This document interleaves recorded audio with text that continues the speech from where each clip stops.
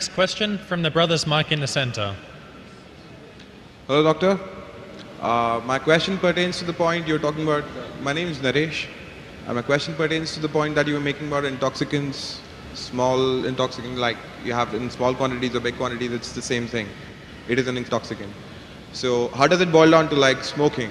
Like it's a small intoxicant, like whatever high you have, it's for like 5 seconds, 10 seconds. How do I convince a Muslim friend of mine who says that's a gray area? There's nothing like, it's not permitted, but it's not banned, or it's not totally not allowed as such. MashaAllah, our non-Muslim friend Naresh wants to convince his Muslim friend I that smoke as well.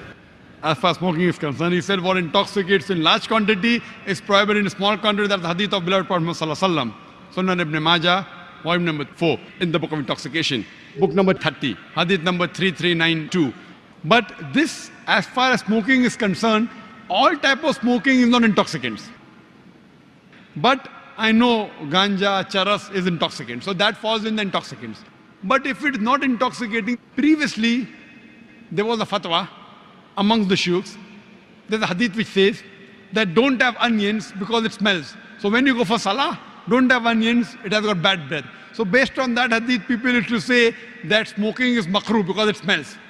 Because of lack of knowledge of science. Today, we have come to know that tobacco, in any form, smoking, chewing, etc., is the second largest cause of death. The first largest cause of death is alcoholism. Several millions of people die every year. It is the single largest cause of death. More than terrorism, more than war. Every year, millions of people die. The second largest cause of death is tobacco. According to World Health Organization, every year, more than 4 million people die only because of tobacco. Now, based on this, there's a verse of the Quran in Surah Baqarah, chapter number 2, verse number 195, which says, do not make your own hands the cause of your own destruction. That means committing suicide or causing self-loss is prohibited. So based on this verse, today we come to know smoking is nothing but slow poisoning.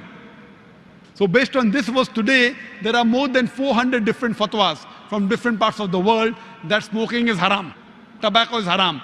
Only in India, where I come from, there the scholars say makruh, because many have tobacco, so they say makruh. But today, Saudi Arabia, Egypt, many parts of the world, there are more than 400 fatwas saying that smoking and tobacco in any form, nicotine is haram. So Islamically today, smoking is haram based on the verse of the Quran, Surah Baqarah chapter 2 verse number 195, do not make your own hands the cause of your destruction. So tell this to your friend, give the reference of the Quran, inshallah he'll be convinced if he's a good Muslim.